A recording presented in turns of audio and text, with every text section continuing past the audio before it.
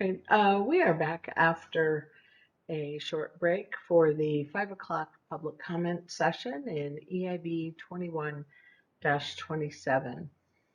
Public comment is taken under oath under the board rules, limited to 5 minutes, and is taken by audio rather than video. We had one person reach out through email, and I will call on him first. That's Arvin Trujillo.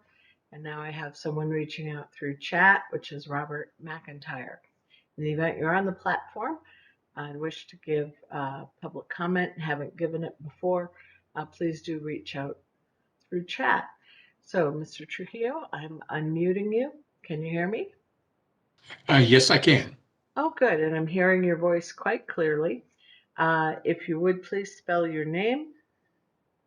Uh, Arvin, Arvin, Trujillo, Trujillo. Thank you. And if you would raise your right hand, do you swear or affirm to tell the truth? Yes, I do. Thank you. I'm going to start your 5 minutes now. Thank you very much. And again, thank you to members of the New Mexico Environmental Improvement Board. My name is Arvin Trujillo, and I'm the CEO for Four Corners Economic Development. Four Corners Economic Development is a nonprofit public-private economic development organization located in Farmington, New Mexico. And what I want to comment on is the ozone rule and how it impacts us. And basically, the oil and gas industry here in San Juan County is one of our major economic drivers and has been so for the past 60 years, along with the coal industry here in the county. It not only has it been a driver here in San Juan County, but really in the four states region here, collectively known as the Four Corners region. These industries have provided taxes for local government and schools. They've been good careers for local residents. They've allowed for royalty payments for our tribal and non-tribal land users. And they've also provided charitable and community support for a number of our surrounding counties here in San Juan County. And looking at the impacts right now, in 2010, the population in San Juan County was 130,044. But in the recent count in 2020, our population has declined to 121,661, which is approximately a 6.4% decline. And from a jobs and labor standpoint, San Juan County statistically has shown that through the oil and gas industry, approximately 1,400 jobs have been realized through the industry. Labor income at about 887 million, adding about 2.4 billion to the economy. But this has very much declined, I think, in San Juan County. We don't have a feel for the numbers yet. But just to give you an idea, during most of 2020 and up through the second quarter of 2021, there were no drilling rigs active here in San Juan County. And in fact, production has very slightly begun. We've got 4 active drill rigs at this point. And again, many of the companies are working on how they can support that overall effort. And so again, looking at our concerns here and my concern heading up Four Corners Economic Development, as I indicated, oil and natural gas is one of our economic drivers here in the county. It provides direct jobs, which are also a source of indirect jobs through the support and equipment companies here in the county. The labor revenue generated from these jobs support service and retail related jobs also in the region. And Farmington is a regional hub for the 4 states area. And much of that was built on the coal as well as the oil and gas industries. The concern here is looking at our small businesses. Many of those businesses support oil and gas development. But, and again, through this challenging period, many of them have seen a decline, but many of them have shown a resilience, looking at new markets as well as developing new value-added products to keep their businesses operated and running. My further concern is the fact that, and I read the recent letter from the State Legislative Finance Committee looking at this particular rule.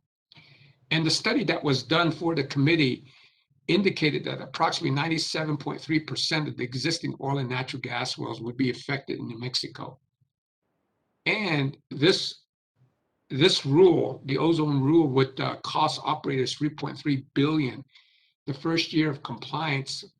And for the next 5 years, they're estimating at least $3.8 billion in costs to stay in compliance. Our concerns with this is the fact that this cost will curtail further development here in San Juan County.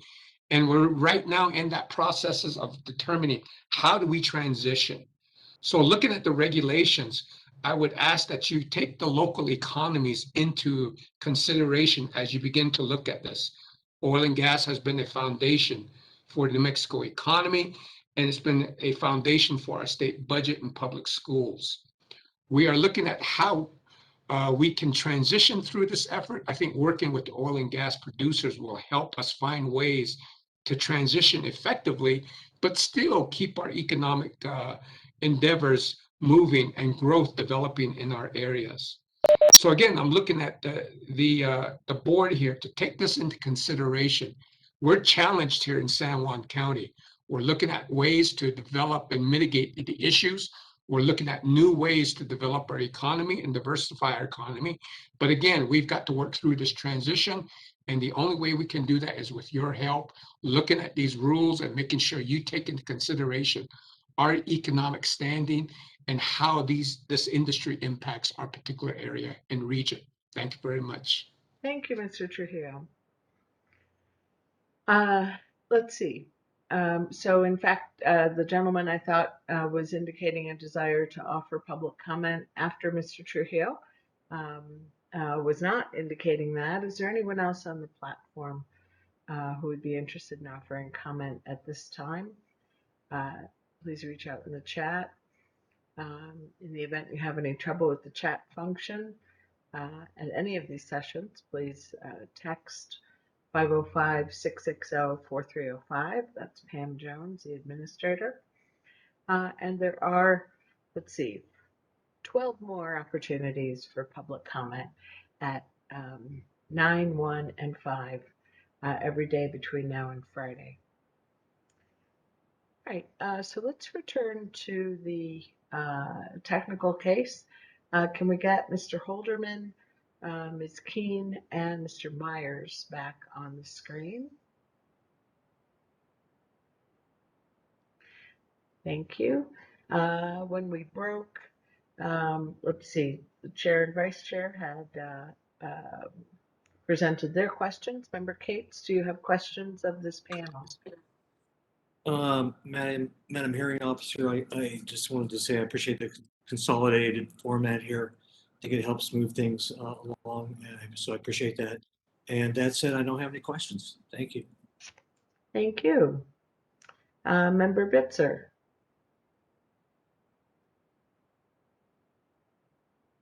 I think it was Mr. Meyer was talking about, and our chair, Suina, had mentioned her interest was piqued by the 100-year event analogy. And I'm wondering if you got a variety of things that could cause negative externalities here. I was wondering if everything's going along smoothly and all of a sudden the content of what you're extracting changes substantially. Does that have the potential to throw y'all for a loop? In the old days, I imagined that it was just pure unsmelly natural gas and you shipped it off to Texas to put some sulfur in it and shipped it back so we wouldn't freeze to death in Taos in a cold winter. But I get it. I get it now that it's a little more involved in that, and I'm not sure it wouldn't change over time. Does that happen suddenly sometimes? So I think, when I talk about composition and how that is fluctuating, right? It's let's just say the vapor composition in a tank battery. If you're producing out of the separation equipment, right? If you're flowing continuously through a heater treater and separators, a vapor recovery tower, there's a good chance that the composition is fluctuating, but within reason, it's foreseeable. Where it becomes tricky are kind of there's several circumstances, but I'll just highlight two of them. Miscellaneous scrubbers and vessels throughout the facility that are used to kind of knock out liquids out of a gas stream. Sometimes those are routed to a tank battery, right? And when those kind of go off, well, that's a higher, maybe a lower BTU value liquid, more volatile, a lot more light end carbons, and it can momentarily disrupt that continuous vapor composition, right? Another thing is truck vapor capture. Actually, it's probably the biggest one, if I were to say. So if you are required to capture vapors during a truck loadout, we don't know what the composition of the gas in those trucks are when they roll up on site. And sometimes we have a good idea, but sometimes they could be all over the place. And I was very pleased when we kind of moved away from water truck vapor capture, because those can inject a huge slug of air into your tanks if you're trying to capture, right? And that disrupts everything. I would say the other thing to think about too is that these wells are, the vapor composition of the tanks is really a reflection of what's coming in from the wells. If the wells are flowing nice and steady, then production and pressure in the tanks is nice and steady. But the wells don't behave like that. They're slugging, there's surges, and a separator that was doing just fine, producing an instantaneous rate of 100 gallons per minute consecutively, and now all of a sudden that spikes up to 200 gallons a minute. It's not doing this proper separation as it would. It's not that it's not getting out the gas, it's just that the liquid composition is different, So these systems are not steady by any means. And that's the problem, is that they're not steady. That's all I have, Madam Chair. Thank you. Member Garcia? No questions, thank you. Thank you. And Member Honker? No questions, thank you. All right, thank you. Did any of that questioning prompt follow-up by the Witnesses Council?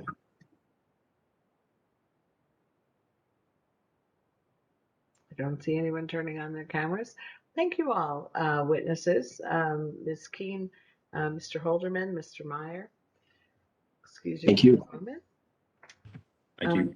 Ms. Katz, are we going now to topic 116?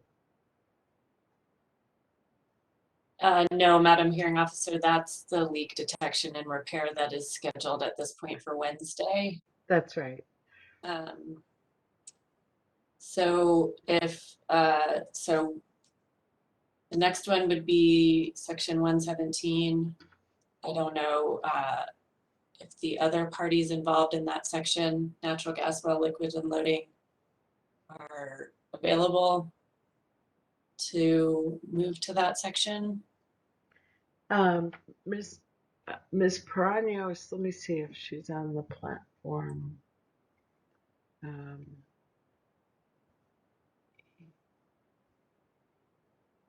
I don't see her on the platform. That was specifically a section. She said they had a witness for the liquids unloading. We could move to, I believe Mr. Heiser said that their dehydrator, glycol dehydrator person wasn't available this evening. We could move to heaters. That's an option. Madam Hearing Officer, we do have our heater witness available with us right now. Terrific. Let's do that then. Thank you, Mr. Heiser. Okay. So the department calls Ms. Keene and Mr. Palmer for heaters. Okay, thank you. And Ms. Keene, will you be driving the slides? Okay, there you go. So, and for the board to follow, this is section 20.2.50.119 of the rule. And the testimony is on NMED Exhibit 32, beginning on page 105, and NMED Rebuttal Exhibit 1, page 73 through 76. And so Ms. Keene and Mr. Palmer have both adopted their testimony, and I don't believe there are any errors that need to be corrected, so we can move forward with Ms. Keene. Please summarize the equipment that is the subject of this section of the rule. Great, thank you. This section we're referring to tonight is section 119, covering heaters. Natural gas fired heaters are used throughout the oil and gas sector for the variety of reasons, including preventing equipment from freezing and being blocked by the formation of ice or hydrates, to improve the separation of well products into oil, water, and gas, and in certain types of process equipment such as glycol dehydrators. Can you discuss the control options for controlling emissions from heaters? Yes, so NOx emissions are the primary pollutant that we're targeting with the heater requirements. And NOx emissions from heaters may be controlled through combustion modifications that reduce the formation of NOx. This is primarily by reducing the combustion temperature and limiting thermal NOx emissions. Add-on controls to control NOx emissions in the exhaust stack, and then also a combination of combustion modifications and add-on controls.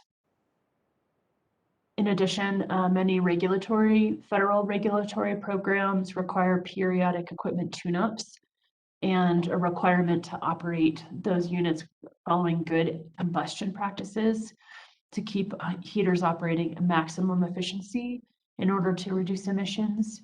In addition, good combustion practices are important for reducing or controlling CO and VOC emissions.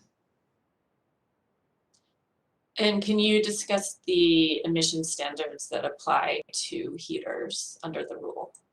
Yes, the proposed rule limits existing and new natural gas fired heaters that emit or that have, a throughput capacity of 20 million BTU per hour to 30 million ppm VD of NOx at 3% oxygen and 400 ppm VD as carbon monoxide at 3% oxygen. Existing heaters are required to comply with these standards no later than 3 years after the effective date of this part, and new heaters must comply upon startup.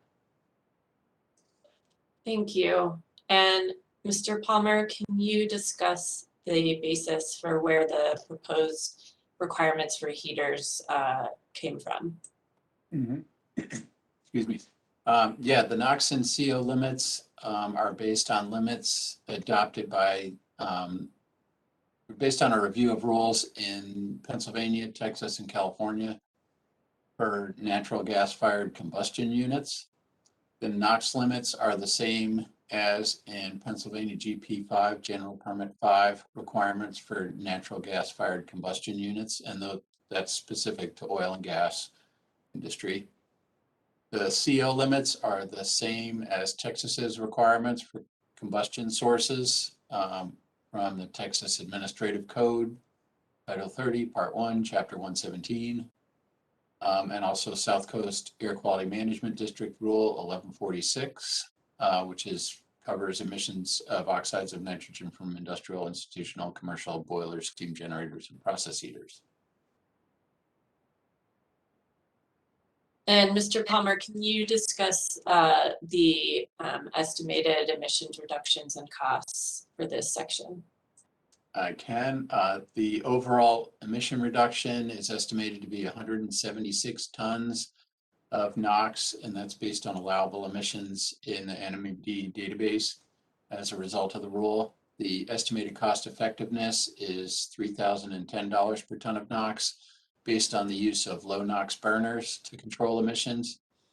And the cost effectiveness is based on a total annualized cost of $15,553 per year for a low NOx burner. That's calculated from information in the US EPA's Alternative Control Techniques document covering NOx emissions from process heaters, which is NMED Exhibit 53. Thank you. And Ms. Keene, can you discuss comments that were received and go through the rule language and proposed revisions to the rule? Yes, I will. And this slide provides an overview of those comments that we received from stakeholders. NMOGA proposed to modify the CO emission limit for both new and existing heaters from 300 ppmv to 400 for all units. The department agreed that there is a relationship between NOx and CO emissions and that regulatory programs in California and Texas currently require CO emissions to remain below 400 ppm in certain non-attainment areas, and so we agreed to that request. NMOGA also proposed 3 years compliance timelines for existing heaters. We did agree to an extension of the compliance deadline for existing heaters to 3 years.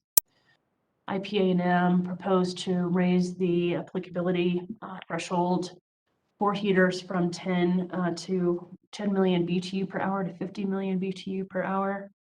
The department did not agree to that request, but did agree to increase the applicability threshold to 20 million BTU per hour, which we believe addresses the comments from IPA&M. So this is the rule as it's currently before you today. This section of the rule follows the framework that we've discussed in other sections. So we have applicability under paragraph A, which identifies that natural gas fired heaters with a heat input equal to or greater than 20 million BTU per hour, including heater treaters and other types of heaters, are and located at well sites, tank batteries, gathering and boosting stations, natural gas processing plants, and transmission compressor stations are subject to the requirements of this section. And paragraph B contains the emission standards for these types of for heaters. And table 1 explains what those emission standards are for NOx and CO. And so you can see that heaters constructed before the effective date are subject to the 30 and 400 ppm VD emissions limits, and also heaters constructed after the effective date are subject to those identical emission standards. In paragraph B2, you can see the revision to the extension to the compliance timeline for those heaters from 1 to 3 years. You can see the striking of the requirement to install an equipment monitoring tag. Paragraph C, the monitoring requirements contain the types of testing that an owner or operator must do in order to demonstrate compliance with the emission standards that are established in this part. So there is a requirement to conduct an emission test for NOx and CO within 180 days of the compliance date specified in the two compliance deadlines that are found in paragraphs B, 2, and 3, and then to conduct a test at least 2 years, once every 2 years thereafter. owners and operators are also required to inspect and maintain the unit in accordance with manufacturer specifications, and specifically to conduct specific types of inspections of the burner and cleaning or replacing components in order to ensure the unit is properly operated. In addition, they're required to inspect the flame pattern and adjust necessary to ensure proper combustion, inspect the AFR controller if it's present, optimize the emissions of CO consistent with the NOx requirement, and then measure concentrations of CO in order to fine tune that good combustion. This paragraph 2 identifies the types of testing requirements that are in place. It establishes that the number of tests that must be conducted for an annual or biannual test. It establishes the duration of the test and the reference methods or that may be used in addition to the option to conduct the test with a portable analyzer.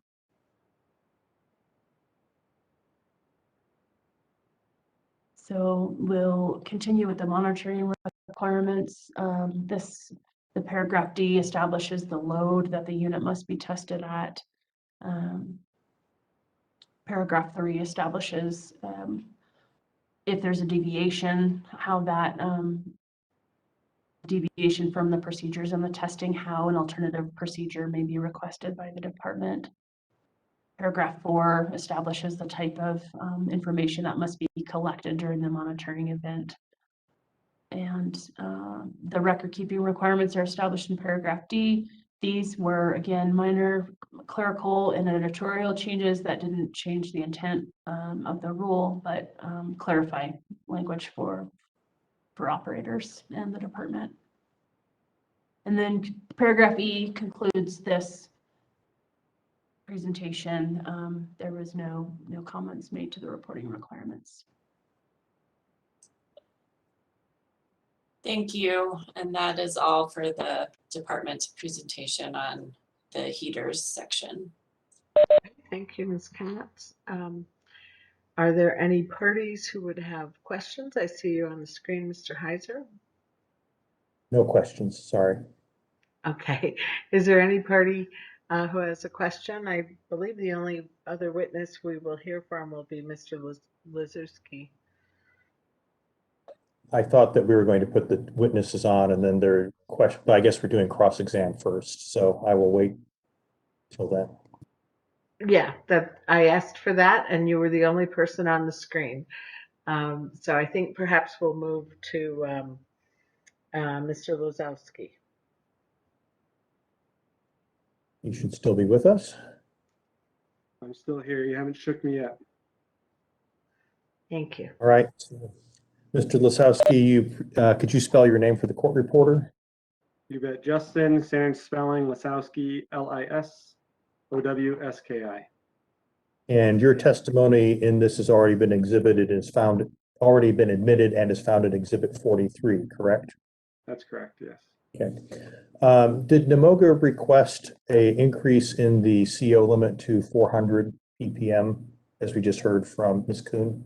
Yes, they did. And with that change, does NMOGA find that this provision is fully acceptable to its members? I believe so. It's definitely an improvement above the originally proposed levels. And we requested that because we could have better ability to maintain the NOx limits with the slightly more relaxed CO limit. Is that correct? That's correct. Similar to my earlier testimony on CO NOx inverse relationship. As you're decreasing your NOx, your CO is going to increase. Okay. Thank you very much, Mr. Lisowski. Madam Hearing Officer, that's all we have. All right, thank you. Let's see, Ms. Keene, if you would rejoin us. I see Mr. Palmer, Mr. Lozowski. I'm going to, oh, I forgot to ask, is there a party with a question of Mr. Lozowski? Nope. All right, I'm going to turn to the board for their questions. While I'm doing that, if you're an attendee on this platform and you have a question, please reach out through the chat. Madam Chair, all three witnesses are available for your questions. Thank you, Madam Hearing Officer, and thank you to the witnesses. I don't have any questions right now. Thank you. All right, thank you. Vice Chair Trujillo Davis. Thank you. I don't have any questions either. Thank you. Member Cates. Yeah, no questions here. Thank you. All right. Member Bitzer. No questions, thank you. All right. Member Garcia. No questions. Thank you. Thank you. And Member Honker. No questions. Thank you. Oh, terrific. All right. Well, thank you, witnesses.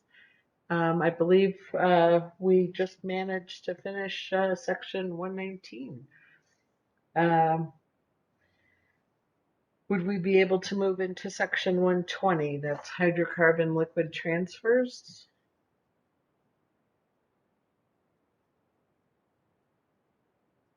I'm not sure about that. Madam Hearing Officer, similar to Ms. Katz, we may have now run beyond where we have pre-filed materials. Okay. All right.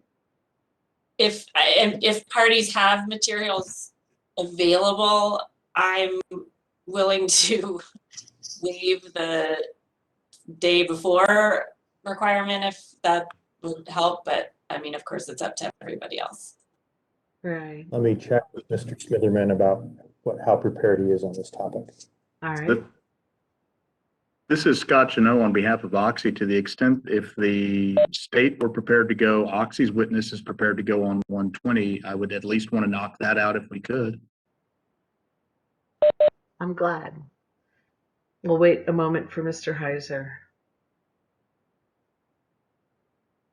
I think you can certainly proceed and we can follow on, or if I can get a hold of him, we can follow right after one or the other. And would we be hearing Then, from, I'm sorry, would we be hearing from CDG with Mr. Kim? Or am I reading this correctly? but I was just going to ask the same thing. Yes, the CDG does have a witness listed for this. I believe I saw Mr. I Kim don't know if here. Let me see. Okay, I don't believe Mr. Kim is on the platform anymore. All right. Is there any reason, though, not to at least get the department's testimony and Mr. Jano's testimony and potentially Mr. Heiser's testimony, at least on the record, so that we have got a head start for when we take it back up? I don't see any reason. Just double checking here. Getting the thumbs up from Liz. Great. Mr. Heiser? Yeah, we're prepared, at least with Mr. Smitherman, and I think Mr. Meyer is as well. I'm checking with him now. All right. So let's get started, Ms. Katz. See how far we get.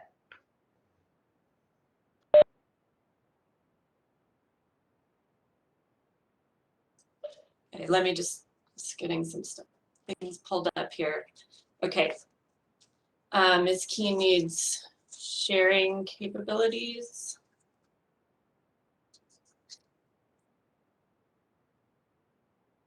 And for the board, this is section 20.2.50.120, hydrocarbon liquid transfers. And the testimony appears on NMED Exhibit 32, beginning on page 110, and NMED Exhibit 1, beginning on page 76. And Ms. Keen and Mr. Palmer have adopted their testimony, and I don't believe there's any corrections to the hydrocarbon liquid transfers testimony. So Ms. Keen, can you please begin with the discussion of the process that is the subject of this section and the control option. Yes, and this is sharing okay? Can you see that okay? Okay, great. Okay, good evening. Moving right along, we're discussing section 120 is before you, which covers hydrocarbon liquid transfers. Hydrocarbon liquid transfers involve moving hydrocarbon liquid from a storage tank to a transfer vessel, which may consist of a tanker, truck, or a rail car.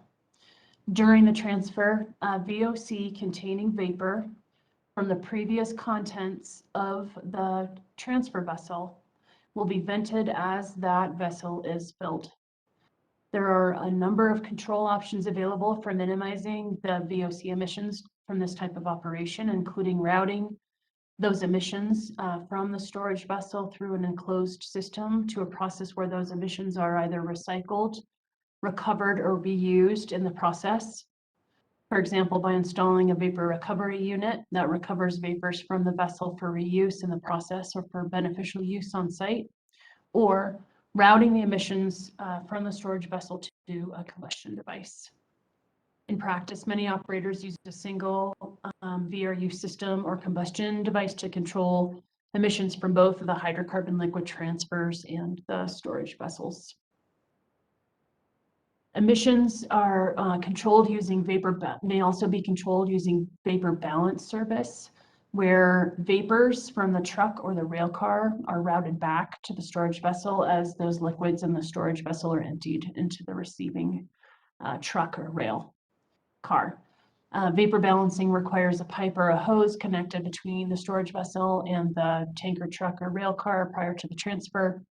In addition, bottom loading and submerged fill are additional operational or management practices that can reduce the amount of VOCs that are generated from those transfers. Can you discuss, give an overview of the emission standards that apply to this operations? Yes. Owners and operators are required to control VOC emissions by at least 95% via vapor balance, vapor recovery, or a control device. And if using vapor balance, they must load the displaced vapor back to the vessel being emptied, make inspections of certain equipment to check for leaks, check the hydrocarbon vapor lines and connections for proper connections before commencing the loading operation, and operate the transfer equipment at a pressure that is less than the pressure relief valve setting of the receiving vehicle or storage vessel. In addition, operators are required to maintain those connectors and couplers and ensure they're in a leak-free condition. In addition, they must support certain pieces of equipment on drip trays to reduce leakage, and they must clean and dispose of leaks in a manner compliant with state law. Thank you. And turning to Mr. Palmer, Mr. Palmer, can you please discuss the basis for the proposed requirements for hydrocarbon liquids unloading, liquid transfers, and the estimated emissions reductions and costs for that, for the rule? Thank you. Yes. So the control and operational requirements are based on requirements in Colorado Regulation 7, Pennsylvania General Permit 5 and General Permit 5A, also in Utah's Rule R307-504, which is specific to tank truck loading, and then Wyoming's presumptive best available control technology for oil and gas truck loading operations.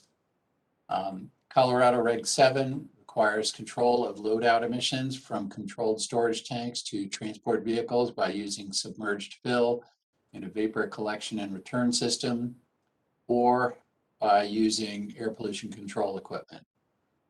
Pennsylvania General Permit 5 requires the use of a vapor balancing system when removing liquids from a storage vessel. Utah's rule requires using a vapor capture line connected to a control device with a 95% destruction efficiency. And Wyoming's permitting guidance requires a vapor capture line with a collection efficiency of 70% connected to a control device with a destruction efficiency of at least 98%. Slide.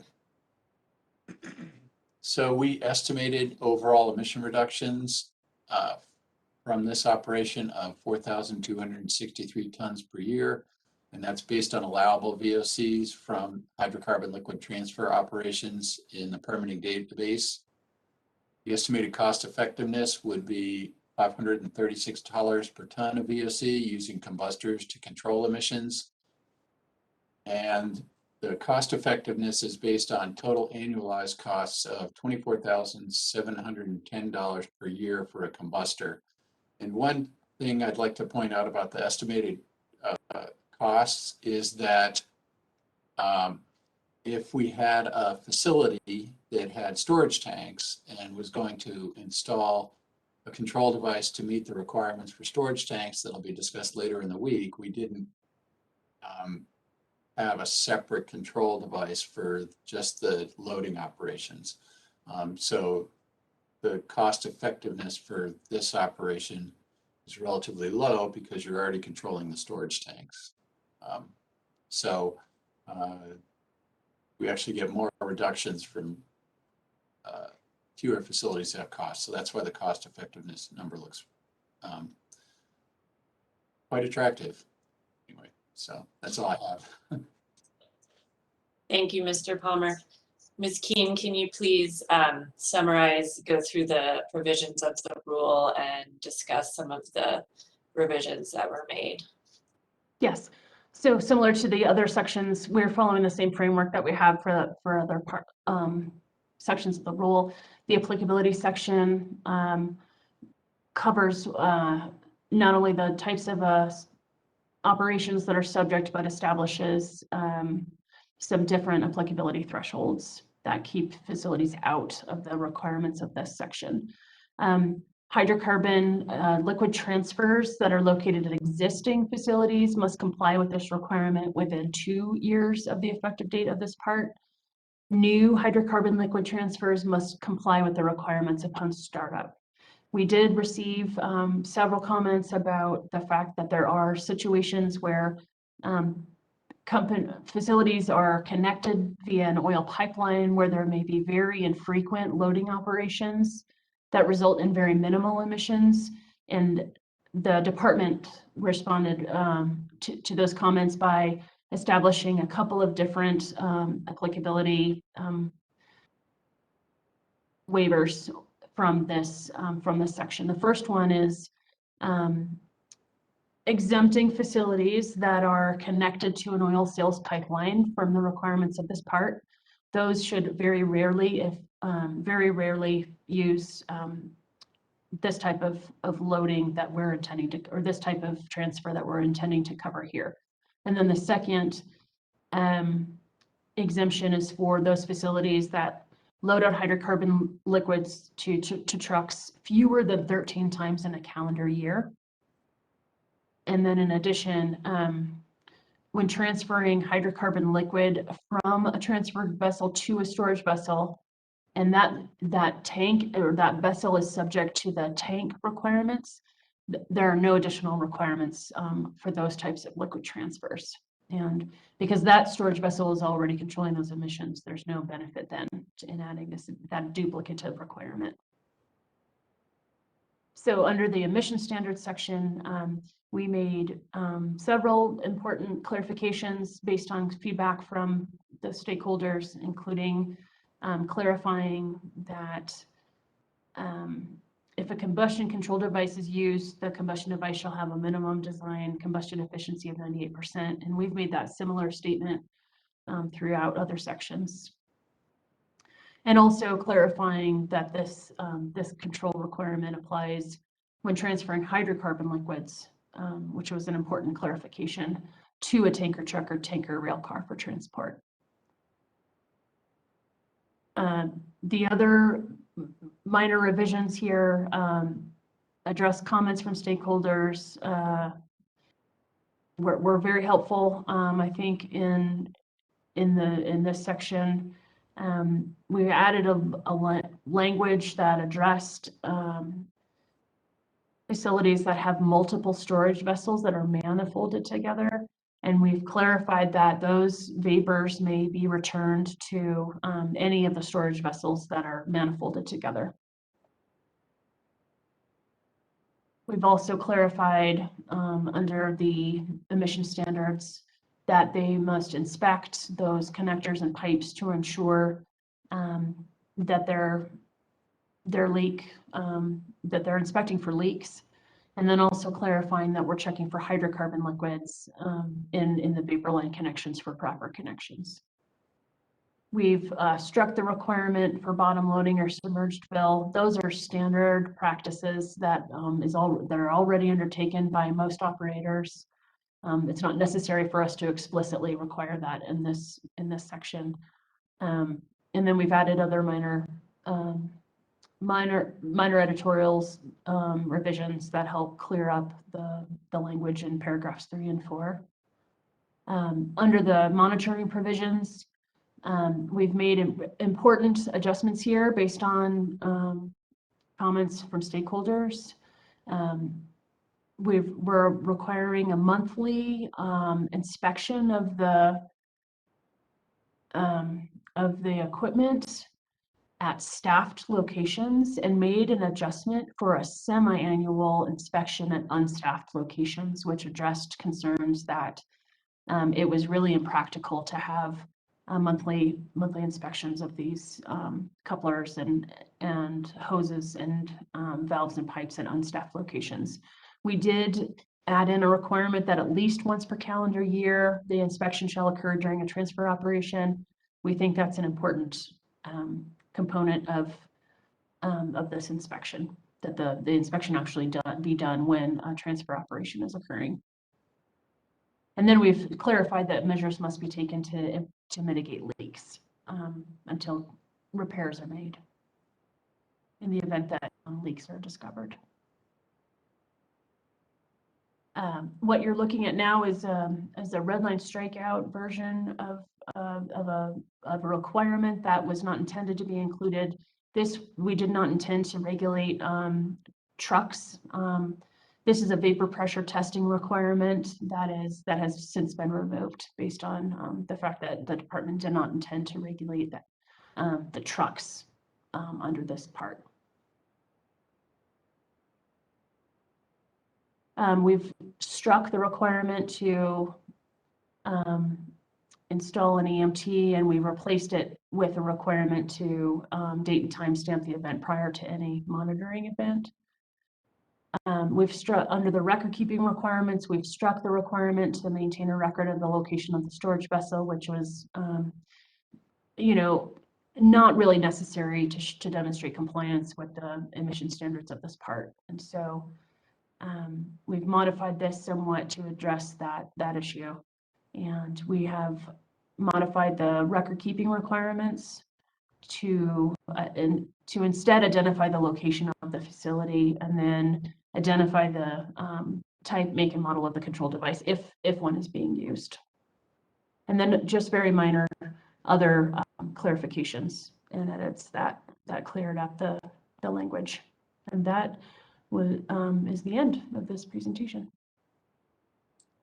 Thank you, Ms. Keene, and that is all the department has for hydrocarbon liquid transfers. Thank you. Are there council or parties with questions of the department panel? Mr. Heiser, I see you on screen.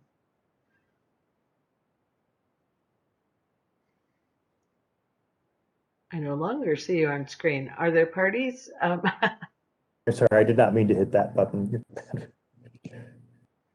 Are there parties or council with questions of the department panel? No. All right. Are we able to move to Mr. Smitherman and or Mr. Meyer? Yes, Madam Hearing Officer, and it may be just as efficient to bring them both on at the same time. I agree. So, Mr. Smitherman, can you state your name for the record, please? John R. Smitherman. And Mr. Meyer, can you state your name for the record as well? Adam Meyer. And Mr. Smitherman, your testimony is previously admitted as NMOGA Exhibit A1 and NMOGA Exhibit 41. Is that correct? That's correct. And Mr. Meyer, your testimony on this was admitted as NMOGA Exhibit 42. Is that correct? Yes, that's correct. Okay. In the red lines that were just presented by Ms. Keene, has NMED addressed all of the concerns that you had raised in your comments, Mr. Smitherman? They have. We appreciate the fact that they have addressed several of the operational challenges that we see with this concept. First of all, if you'd like me to just continue through, Mr. Heiser, I can do so without question and answer. Okay, if we could proceed expeditiously, given the hour, I think we'd Absolutely. appreciate that. Absolutely. First of all, we appreciate the fact that low producing rate sites have been given some flexibility, plus those sites that are connected to oil pipelines. Transfers from storage tanks to trucks or rail cars do create vapors, and NMOGA does support capturing these vapors for capturing or more likely for destruction, since many times these tanker trucks have a substantial amount of air in them, so you really don't have a saleable product in them. Also, these transfers happen around the clock. It's very, very difficult for us to witness very many of these without extraordinary efforts. We also especially appreciate the fact that this rule has been clarified to make sure it applies to crude oil transfers only and not produced water. Produced water transfers, as Mr. Meyer had mentioned earlier, are a very different thing. It would make it very difficult to apply the same controls. That's the summary. It's been in my summary, Mr. Heiser. Thank you, Mr. Smitherman. And similarly, Mr. Meyer, has the red lines that were just outlined by Ms. Keene addressed the concerns that you had raised in your prior testimony on this matter?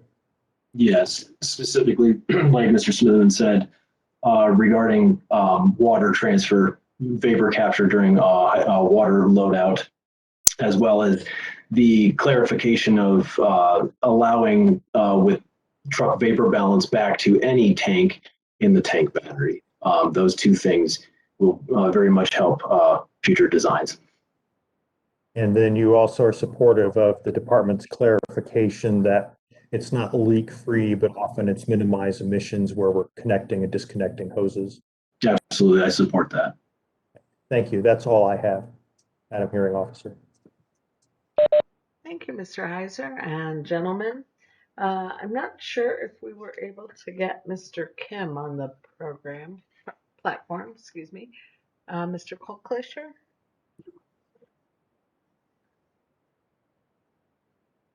Oh, we may also have Mr. Holderman to hear from. Let's see.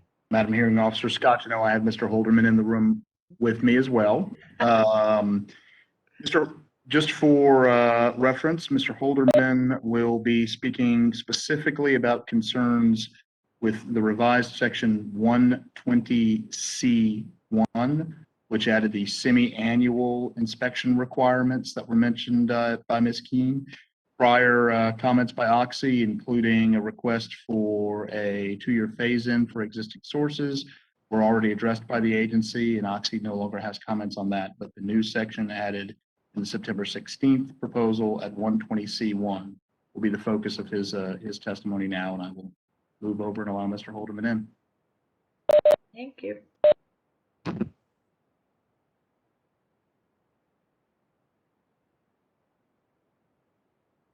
Okay. Just very briefly. Let me go ahead and ask you the question, Yep. Mr. Okay, Holderman, sorry. and we can set up the record. Mr. Holderman, what are your concerns with the semi-annual inspection requirements at 120C1? Yes, as you said, the September 16th version added the requirement for unstaffed locations to be inspected semi-annually, with one of those inspections being done during a transfer. We've acknowledged, or I think most have acknowledged on here, that the transfers happen at very random and difficult times to get people out to unstaffed locations to see. And so we do not always have notification necessary to get out to all of our sites to be able to inspect these. The effort that it would take then to get out and witness a transfer versus just inspecting the equipment that we keep on location would, in our view, not be the most efficient use of the time to monitor the effectiveness of the trucking companies that are coming out to effect those transfers. So while we've not had any time to prepare a response, we would request that the annual inspection during a transfer be removed, and we look for a better way to affect the inspection that we're trying to capture.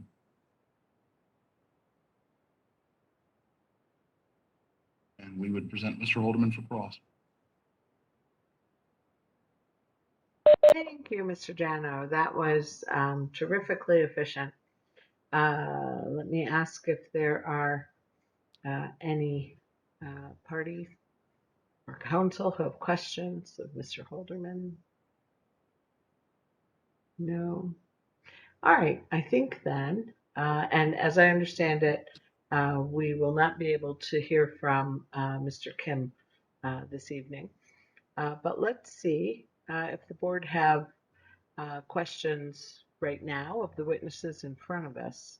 While I'm doing that, if you're on the platform and have a question as an attendee, please reach out through chat. Madam Chair, would you have questions of the Section 120 witnesses that we have before us?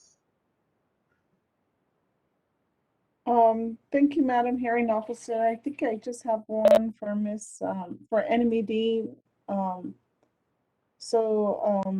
Right now, I guess IPA&M still has an outstanding concern about the frequency of inspections for the unstaffed locations. Has there been any further discussion with NMED on resolving that issue? Madam Chair, there has not been any internal discussion around that question, and it was Oxy, I believe, that raised that issue. So I'm not sure if there was another issue that you were highlighting that IPA&M had. Yeah. Oh, sorry. It was Oxy. Sorry, I'm looking at my notes. You're right. Is there I guess back to that latest version, is there can you just re-elaborate what the concern is regarding, or what was the reasoning to add in that language? I know there was a couple of iterations. Sure. So let me open up a rebuttal testimony on that.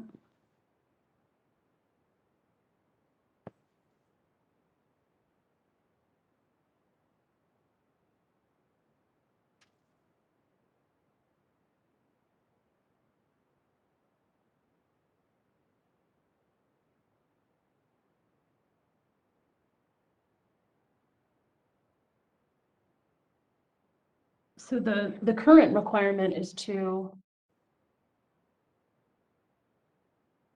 visually inspect the transfer equipment monthly at staffed locations and semi-annually at unstaffed locations. And that was in response to commenters that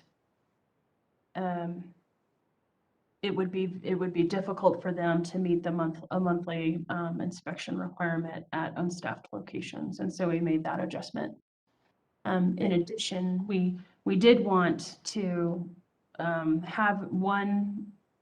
we wanted to have an inspection conducted during an actual transfer operation, so you can check that those components, pipes, valves, connectors, that are under pressure, you can actually check them for leaks. And I think the best way to do that is during an actual transfer operation.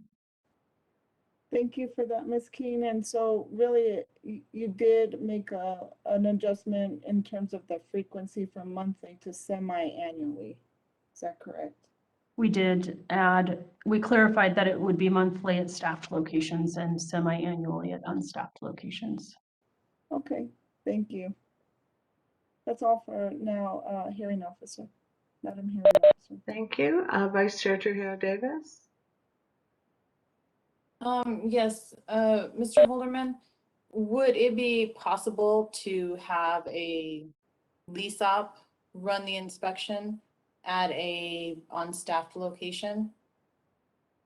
That's how you would execute it. It's more of the lease operator will call in a truck to have them come effect the transfer, and it could be anytime in the next 2 days. And so they're not notified, particularly unless we request it, for them to announce when they're going to be out there for us to go and effect that inspection. And so that's the concern that we have, and that's why we want to open up the dialogue around it. Is the majority of the leaks that happen during transfer tend to happen because of operator error, not because the equipment is leaking.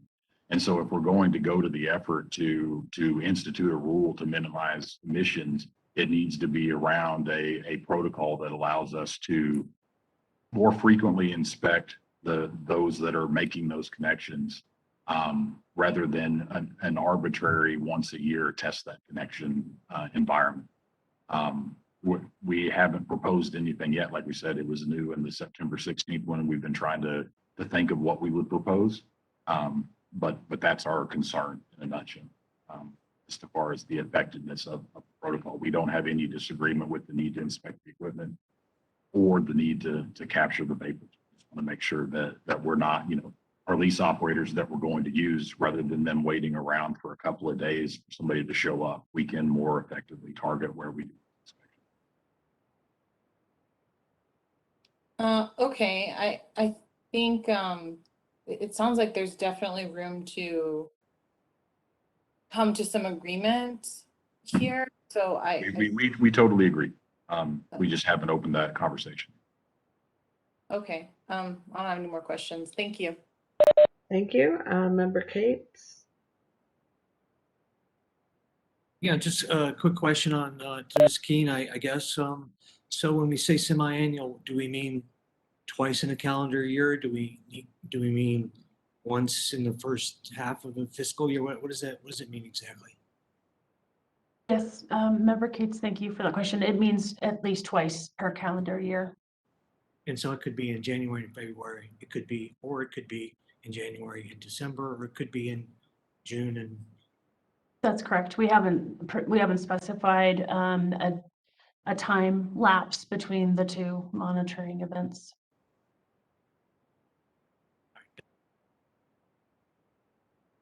I would like to clarify that the requirement to conduct the inspection while the transfer is occurring was in the September 7th version of the rule. So there's rebuttal to testimony from the department that explains that in our NMED rebuttal exhibit number 1. All right, thank you. Member Bitzer.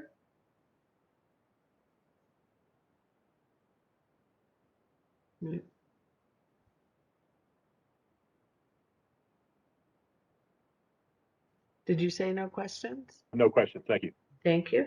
Member Garcia.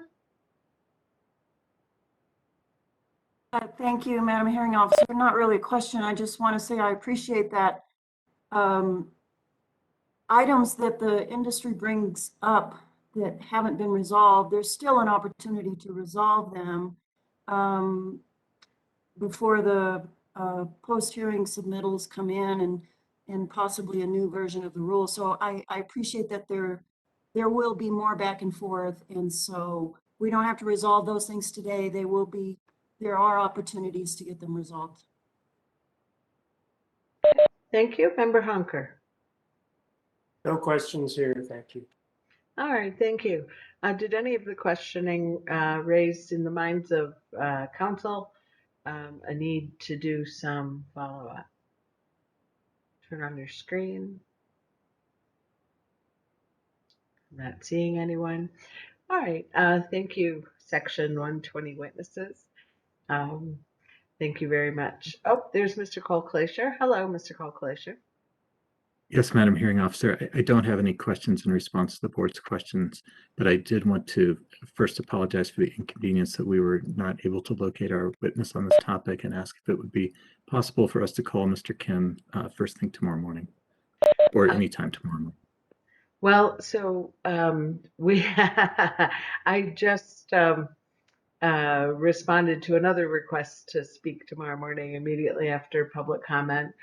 Ms. Katz reminded me that we said we were going to be hardwired for pneumatics in the morning.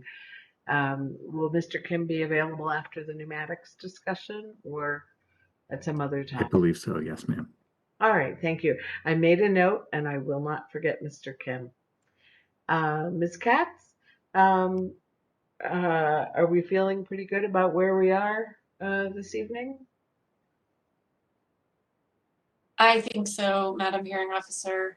I don't believe that there's good candidates for going forward that have everybody available that would need to be. I see Ms. Gutierrez on the screen. Maybe she has some input to that. Oh, Mr. Gutierrez? Thank you, Ms. Katz and Madam Hearing Officer. I was just going to suggest maybe we could move through pigging pretty quickly, but it sounds like you may have more information than I do on availability, so I'll defer to you on that. I guess we could probably do it. But I'm not sure, Namoga. Our witness isn't on today, so I'd have to try to track her down.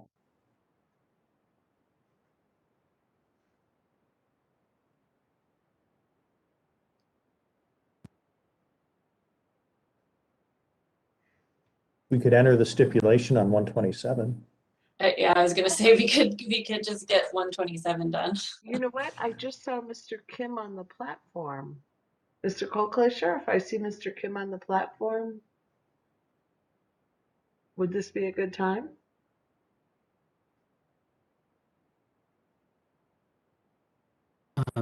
I would just ask Mr. Kim, if you're available, if you're actually on the platform, will you please chime in?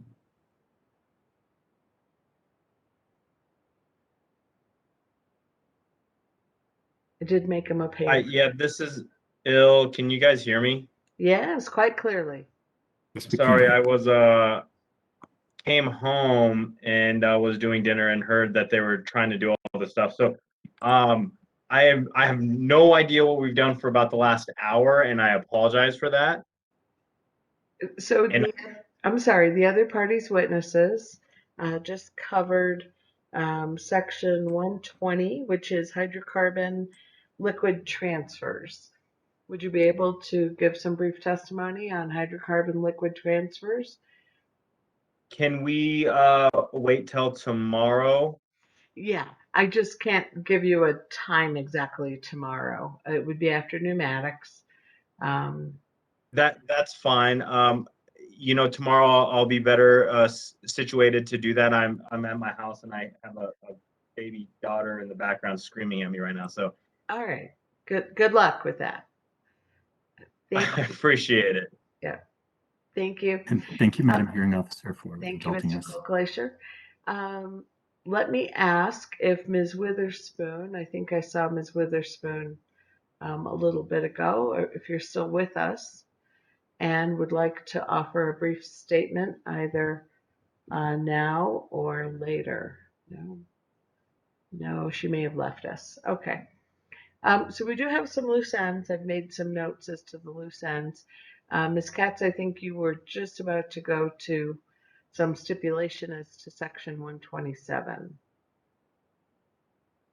Yes, I will just call Ms. Keene on that. You can just pull it up.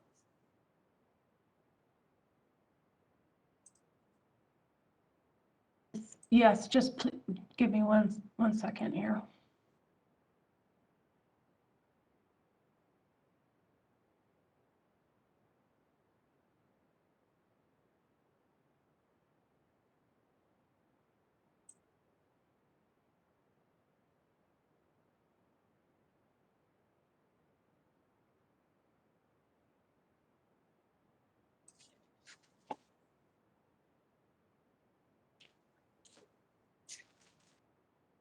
And for the board's information,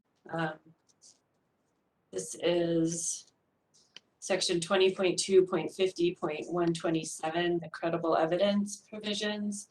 The testimony on this is in NMED Exhibit 32, starting on page 155, and NMED Rebuttal Exhibit 1, page 103. And Ms. Keen, can you please discuss these provisions and the stipulated language that the parties have agreed on? Yes, and so this is a unique section at the end of the regulation that outlines, provides an overview of credible evidence and what information is considered credible by the department. We worked with NMOGA and Oxy, Cleaner Advocates, and EDF to come up with a revised language for this section and provided the proposed language to all parties, and they have all stipulated to the following changes indicated by the red line. The title of the section has changed to Prohibited Activity and Credible Evidence. We've struck in entirety